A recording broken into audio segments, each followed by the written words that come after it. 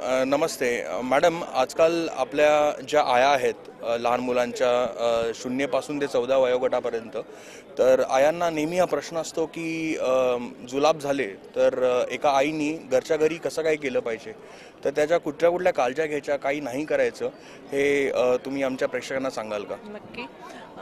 मी doctor Jayashree Jadhav, मी संगमनेरमध्ये practice करते. आणि जेव्हा मुलाला जुलाब होतात किंवा डायरिया होतो आपण ज्याला म्हणतो, तर घरच्या घरी महत्त्वाचं म्हणजे जे आहे ORS जलसंजीवनी ज्याला म्हणतो, ती आपण जास्तीत जास्त बाळाला द्यायला पाहिजे. त्यानंतर बाळाच्या ज्या खाण्यावर बिलकुल दुर्लक्ष करायला नाही पाहिजे. भाताची कांजी, छोटे मुलं असतील अगदी 1 वर्षाच्या आतले, तर त्याच्यासाठी साबुदाण्याची कांजी, भाताची कांजी आपण द्यायला पाहिजे. केळी भरपूर द्यायला पाहिजे.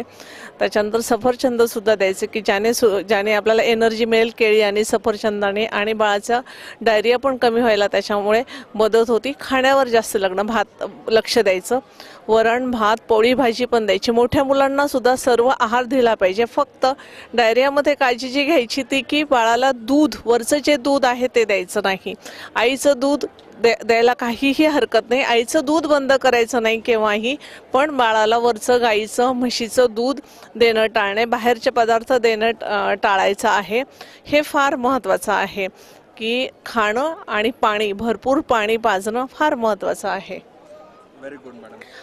आणि मला असं वाटतं की ब्रेस्ट फीडिंग जी आहे, आई जी आपल्या बाळाला दूध देते ते कधीही बंद न करायला सांगणं अतिशय गरजेचं आहे, कारण का बऱ्याच वेळा आया तसंच करतात. आणि काही जे आहे जनरल प्रॅक्टिशनर सुद्धा सांगतात की आईचं दूध बंद करा. ती करायची गरज नाही. त्याच्यासाठी काही कंडिशन्स आहे. लॅक्टोज इंटॉलरन्स सारखी एक गोष्ट आहे. त्यात आपण कधी कधी खूपच डायरिया होत असेल, डिहायड्रेशन होत असेल, तर आपण त्याच्यामध्ये आपण गाईचं दूध बंद आईचं दूध पण बंद करू शकतो, पण ते फार टायमिंग असतं.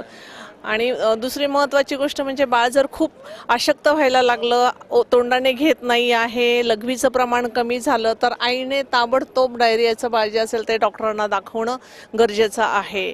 लघवी केली नाही, सुस्त व्हायला लागलं किंवा खूप किरकिर करायला लागलं आणि तोंडाने काही घेत नसेल तर ताबडतोब डॉक्टरांकडे जावं.